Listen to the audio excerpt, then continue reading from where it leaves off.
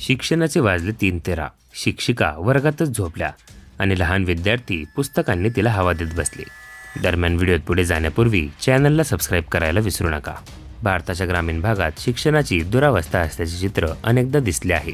उत्तर प्रदेशातील अलीगढमध्ये एका शाळेत धक्कादायक प्रकार समोर आला आहे.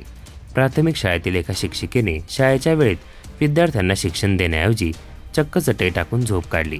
फक्त झोप काढून या शिक्षिका थांबल्या नाहीत.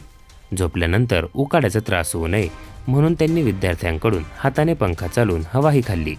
हा सर्व घटनाक्रम कुणीतरी मोबाईलमध्ये चित्रित केला आहे आणि त्यानंतर हा व्हिडिओ आता व्हायरल होत आहे.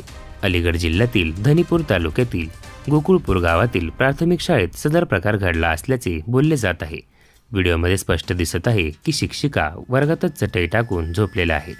त्यांच्या डोक्याच्या शेजारी 3 ते 4 विद्यार्थी वह्या पुस्तकांनी त्यांना हवा घालत आहेत. आपल्या शिक्षिकेला उकाडा सहन करावा लागू नये म्हणून या चिमुकल्यांवर ही वेळ आली. या व्हिडिओमध्ये उत्तर प्रदेशमधील शिक्षण व्यवस्थेचे अक्षरशः वाबाडे निघाले आहे. त्यामुळे पालकांना आपल्या मुलांच्या भविष्याची चिंता सतावत आहे. सोशल मीडियावरही अनेकांनी या शिक्षिकेवर टीका केली आहे. ज्याने हा व्हिडिओ शेअर केला त्याने लिहिले आहे की जर आपल्या देशातील शिक्षकच असे असतील तर शिक्षण कसे असेल. या शिक्षिकेला उकाड्याचा त्रास होऊ नये म्हणून विद्यार्थ्यांना हवा घालण्याचे काम देण्यात आले आहे.